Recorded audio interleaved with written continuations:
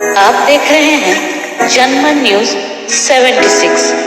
आज के इस प्रेस वार्ता में मेरे साथ उपस्थित हमारे अभी जिन्होंने शपथ ली और हमारे प्रदेश के अध्यक्ष सम्माननीय सम्राट चौधरी जी, हमारे प्रभारी विनोद तावड़े जी, श्री प्रेम जी, मंगल पांडे जी और यहाँ उपस्थित हमारे मीडिया के सभी वरिष्ठ सज्जनवृंद। अभी हम सब लोग नीतीश कुमार जी के नेतृत्व में बिहार में नवगठित सरकार एनडीए की सरकार के शपथ ग्रहण कार्यक्रम से निवृत्त होकर यहाँ आपसे रुखसत हुए हैं। सबसे पहली बात तो यह है कि नीतीश जी एनडीए में वापस आए हैं, ये हम सब के लिए बहुत ही हर्ष का विषय है और हम यह भी मानते हैं कि ये जो हमें बिहार ने मैंडेट दिया था वह मैंडेट एनडीए को दिया था और जेडीयू का भी और नीतीश जी का भी नेचुरल अलायंस वो एनडीए ही है।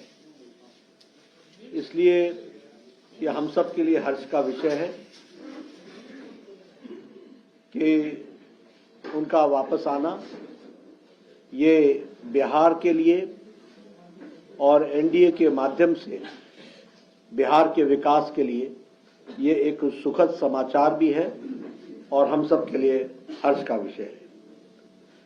यह भी ऑन रिकॉर्ड है कि जब जब एनडीए की सरकार आई है तब बिहार में स्टेबिलिटी और विकास की गति ने नई छलांग लगाई है। अगर हम देखें तो चाहे इंफ्रास्ट्रक्चर हो, चाहे एजुकेशन का सेक्टर हो, चाहे हेल्थ का सेक्टर हो या लॉ एंड ऑर्डर सिचुएशन हो, सभी मामलों में जब जब एनडीए ने लीड किया है और एनडीए की सरकार आई है तो बिहार हमेशा विकास की गति को एक अपने आप में गति मिली है और इसमें भी कोई दो राय नहीं है कि वर्तमान परिस्थिति में लॉ एंड ऑर्डर एक तरीके से चरमरा रहा था।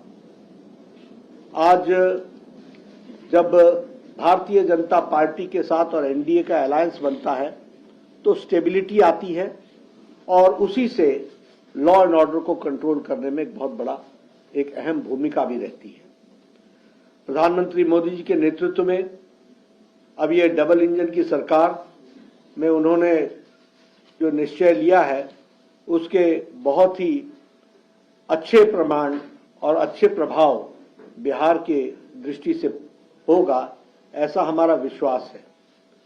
साथ ही साथ प्रधानमंत्री मोदी जी के नेतृत्व में आने वाले समय में बिहार लोकसभा में स्वीप करेगा और एनडीए स्वीप करेगा और विधानसभा के चुनाव में भी एनडीए की सरकार बनना निश्चित रहेगा, ये हम महसूस करते हैं।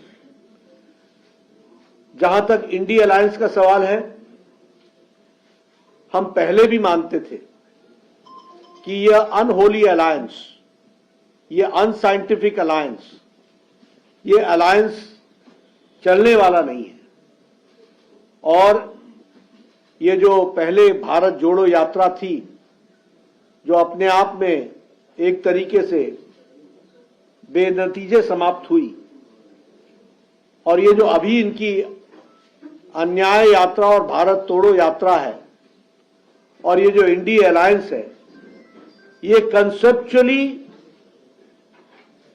फेल कर चुका है। बंगाल में इसको ममता जी ने अच्छा पलीता लगाया, पंजाब में जो हो रहा है वो हम सब देख रहे हैं और बिहार में जो हुआ है वो स्पष्ट रूप से बताता है कि इंडिया अलायंस जो ये अलायंस था वो कॉन्सेप्ट वाइज भी और धरती पर उतरने से पहले ही यह बिफर गया है और बिखर गया है। और यहां यह भी मैं कहना चाहता हूं कि ये इंडी अलायंस कोई और अलायंस नहीं था, ये अलायंस परिवार बचाओ अलायंस था। ये अलायंस प्रॉपर्टी बचाओ अलायंस है।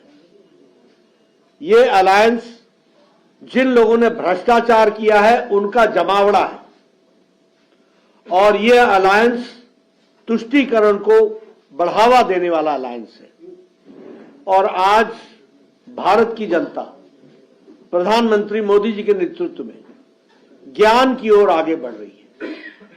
गरीब कल्याण, युवाओं का उत्थान, अन्नदाता के साथ आगे बढ़ने का निश्चय और नारी शक्ति को सशक्त करना, इसके तरफ मोदी जी के नेतृत्व में देश आगे बढ़ रहा है।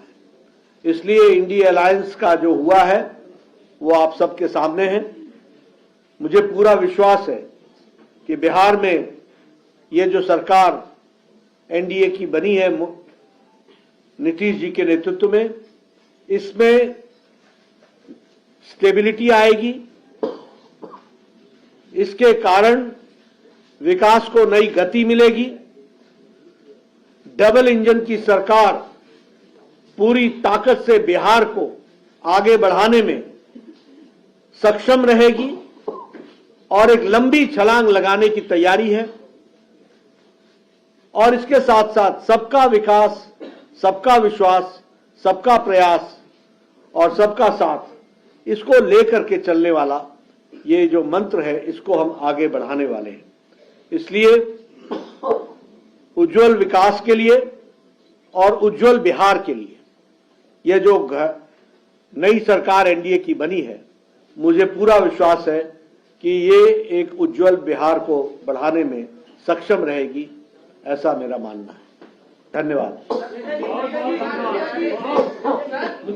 आने से लगता है लोकसभा चुनाव में सब कुछ अच्छा रहेगा, क्योंकि 2019 में 39 सीटें जीती थी आप लोगों ने।